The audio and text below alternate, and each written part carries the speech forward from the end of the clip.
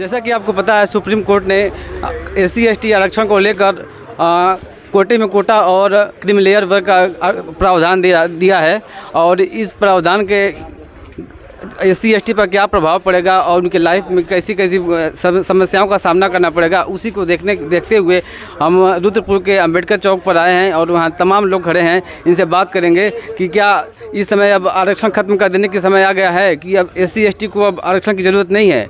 तमाम लोग यहाँ पर मौजूद हैं और उनसे बात करते हैं, थोड़ा देखते हैं कि लोग क्या सोचते हैं आरक्षण को लेकर। जैसे कि सुप्रीम कोर्ट ने यह प्रावधान दिया है कि क्रीमी लेयर वर्ग और कोटे में कोटा का प्रावधान बना रहा है SC/ST के आरक्षण को लेकर, तो क्या आरक्षण की ज़रूरत नहीं है अब SC/ST को?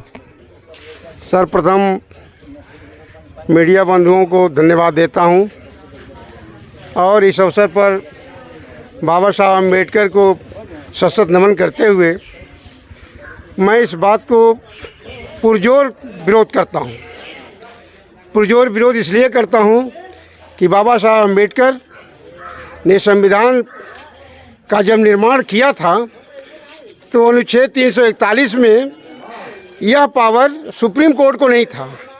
यह पावर अनुसूचित जाति एक वर्ग है जो समाज में सामाजिक रूप से पिछड़ा है, सामाजिक रूप से वह समाज की मुख्य धारा में नहीं था। इसके नाते बाबा साहब अम्बेडकर ने अनुसूचित जाति की परिकल्पना किया था, पिछड़ी जाति की परिकल्पना किया था, अनुसूचित जनजाति की परिकल्पना किया था। और वह एक जाति नहीं है बल्कि एक समूह है जो सामाजिक रूप से भारत में रहने वाले लोगों को सामाजिक समरसता नहीं था। इसके नाते अनुसूचित जाति की श्रेणी में ले करके भारत के व्यवस्था में मूल समता की मूल भावना को के लिए धारा 300 अनुच्छेद 341 के अंतर्गत अनुसूचित जाति की स्थापना हुई थी, जिसमें कोटे में कोटा करना यह भारत के मुख्य न्यायाधीश की मनवादी सोच है। मैं इस मौके पर उस मुख्य न्यायाधीश के फैसले का पुरजोर विरोध करता हूं।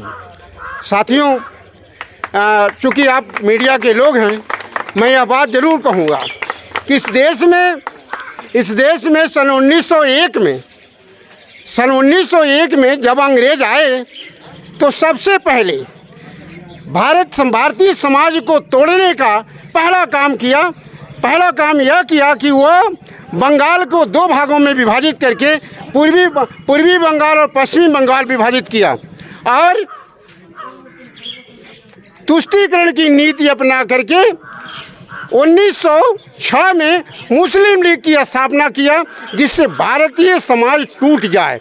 और 1906 में जब मुस्लिम लीग की स्थापना हुई तो वहीं से देश विभाजन की कगार पर पहुंचा। आज वही धीरे धीरे आरक्षण के जनक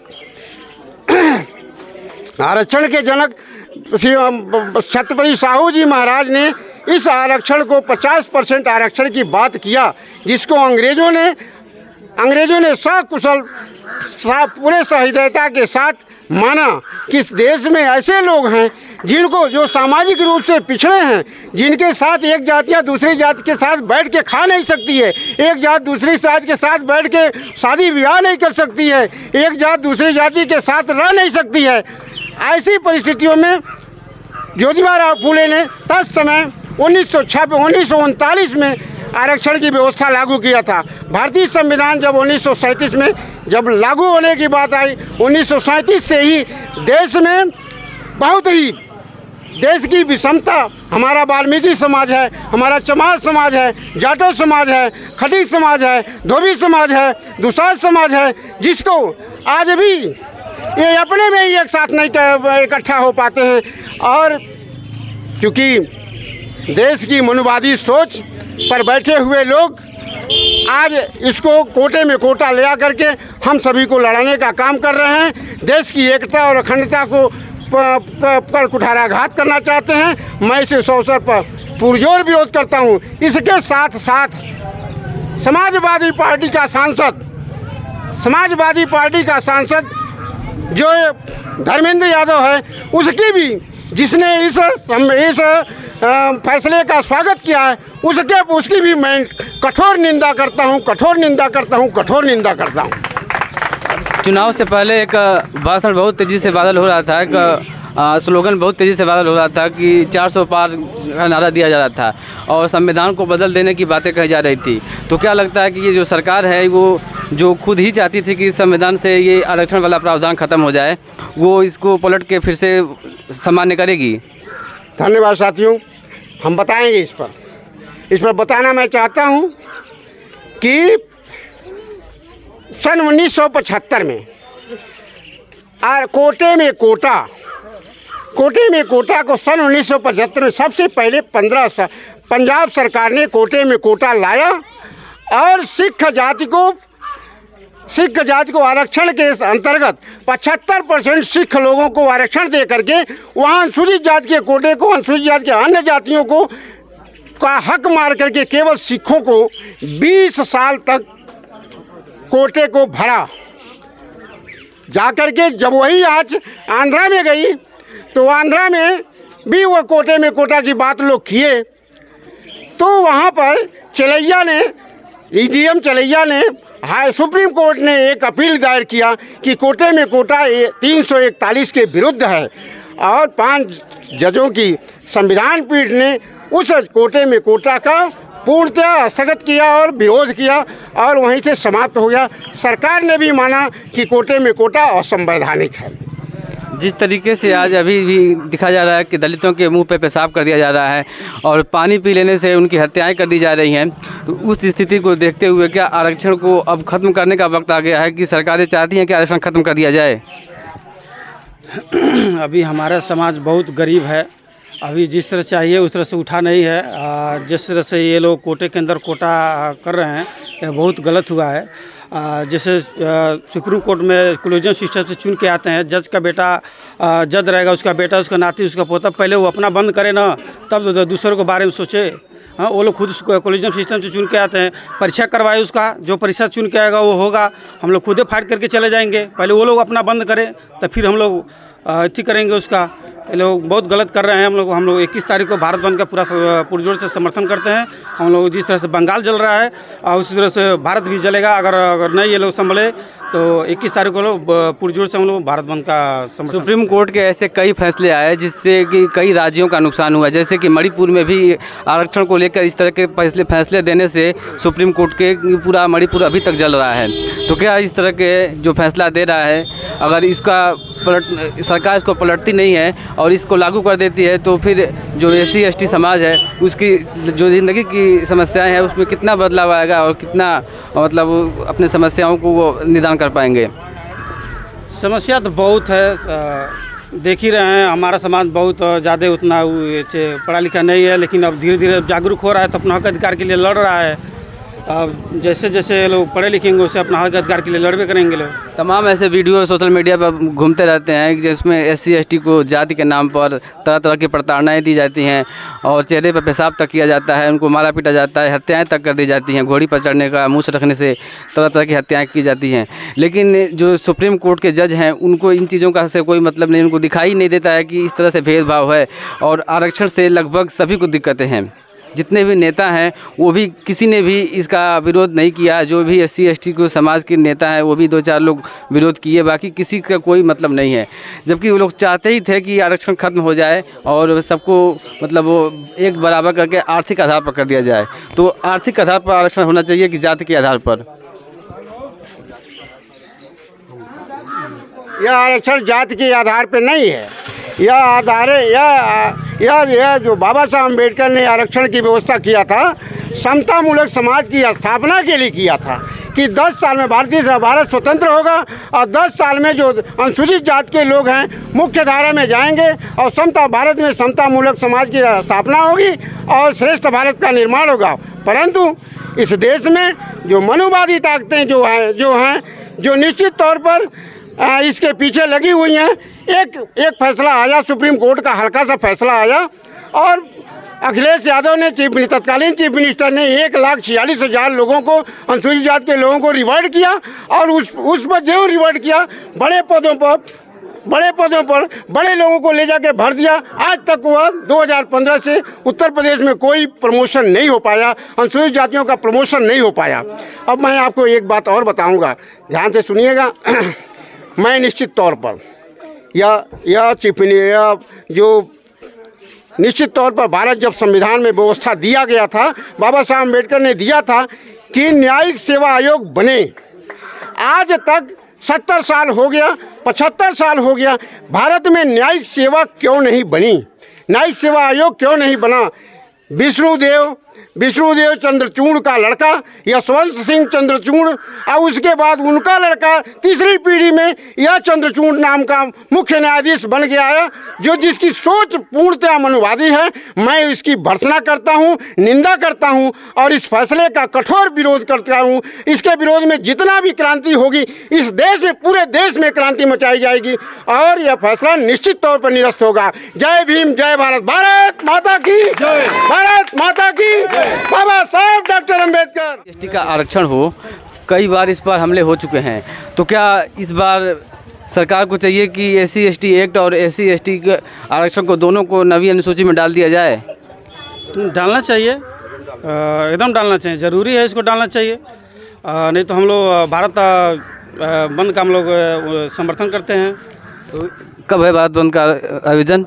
21 अगस्त को तैयारियां हो चुकी हैं? पूरा तैयारियां हो चुकी है, सारे लोग रोड पर उतरेंगे।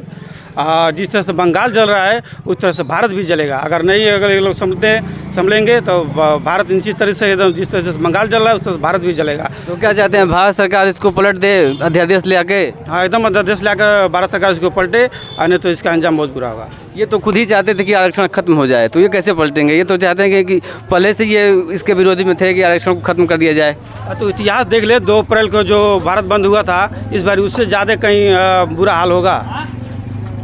आरक्षण से इस देश को क्या फ़ायदे हैं? आरक्षण से गरीबों का, हम अनुसूचित जातियों का फ़ायदा होगा आरक्षण से।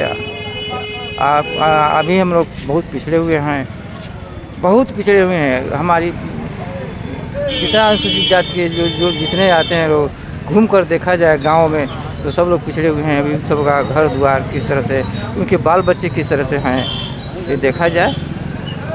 तो SC/ST के जो प्रावधान में जो भी मतलब इनको आरक्षण मिला है, इससे SC समाज को कितना फ़ायदा हुआ है? कहाँ फ़ायदा हुआ साहब इसका अभी तो उसी तरह से सब लोग पड़े हुए हैं। अभी ज्यों का त्यों है, अभी हम तो यही देख रहे हैं। सरकार चाहती है कि इसमें सरकार चाहती है कि इसमें कोटे में कोटा ले आकर कुछ लोग जिनको एक बार मिल गया आरक्षण को खत्म करके और उसके बाद तो कुछ इक्का दुक्का लोग पाए हैं, इक्का दुक्का लोग पाए इसका लाभ। और क्या आरक्षण में क्रीमी लेयर को लाना कितना सही है? हमारे कहने का मतलब है कुल मिला करके जो हमारे देश का संविधान है बहुत ही सुंदर है, इसको कोई छेड़छाड़ ना किया जाए, हम यही चाहते हैं। छेड़छाड़ तो हो ही रहा है, वो तो नारा ही दिए थे कि अगर 400 पार जाता है तो संविधान ही बदल देंगे। नहीं, ऐसी कोई बात नहीं, बदलना नहीं चाहिए। जो हमारे देश का संविधान है वो अच्छा है, हमारे जो बाबा साहब जो लिखे थे बहुत अच्छा है, बहुत सुंदर। चुनाव के पहले एक नारा दिया जा रहा था कि 400 पार अगर आती है तो संविधान को बदल दिया जाएगा, लेकिन जो सरकार है उसका 400 आया ही नहीं, तो संविधान के प्रावधानों में या आरक्षण में कोई बदलाव तो कर नहीं पाई। अब सुप्रीम कोर्ट के जरिए इस तरह के जो कार्य किए जा रहे हैं आरक्षण के खिलाफ, तो क्या संविधान से अब आरक्षण का जरूरत नहीं है, संविधान से हटा देना चाहिए आरक्षण को? देखिए, आज के डेट में यदि कोई सबसे गरीब है तो अनुसूचित जात का है। अनुसूचित जात का बच्चा सही से पढ़ लिख नहीं पाता है और 10-12 वर्ष की उम्र में हुआ कारोबार में लग जाता है, ठेला चलाने लगता है, रिक्शा खींचने लगता है। लेकिन बाबा साहब इस समस्या से बहुत पीड़ित है कि हमें भी, हमारे समाज को भी सम्मान मिले, बराबरी का हक मिले। लेकिन इससे पहले जो सर्वप्रथम लंदन में गोलमेज सम्मेलन हुआ था वह अंग्रेज़ों के दिन थी।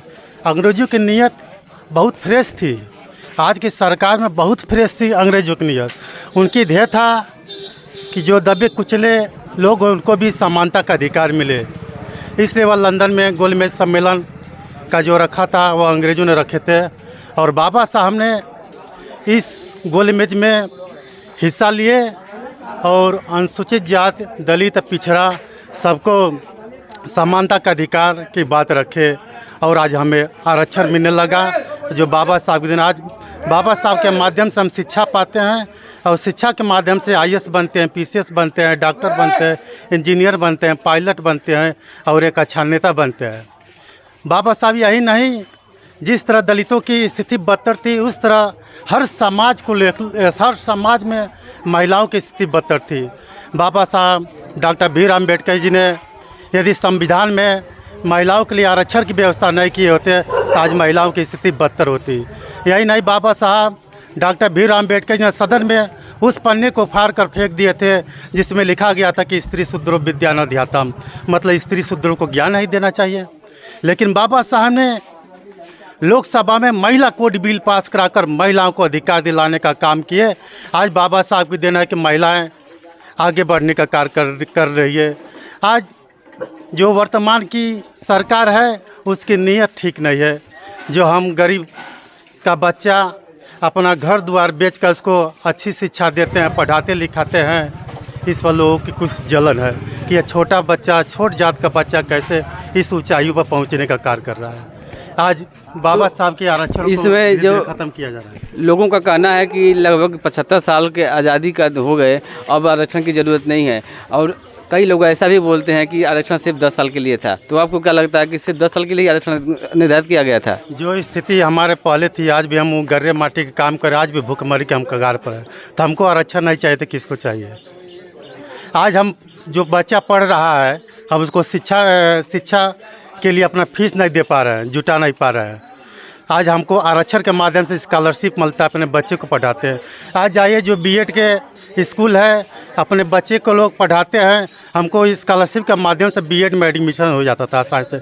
आज के डेट में मोदी सरकार ने बोली है कि नहीं, स्कॉलरशिप बाद में आएगा, पहले तुम पैसा दो। अब बताइए 50-55 हज़ार हम कहाँ से दे पाएंगे? तो हम तो पीछे रह जाएंगे। ना तो आरक्षण के माध्यम से एडमिशन हो जाता था, बच्चे पढ़ लेते थे।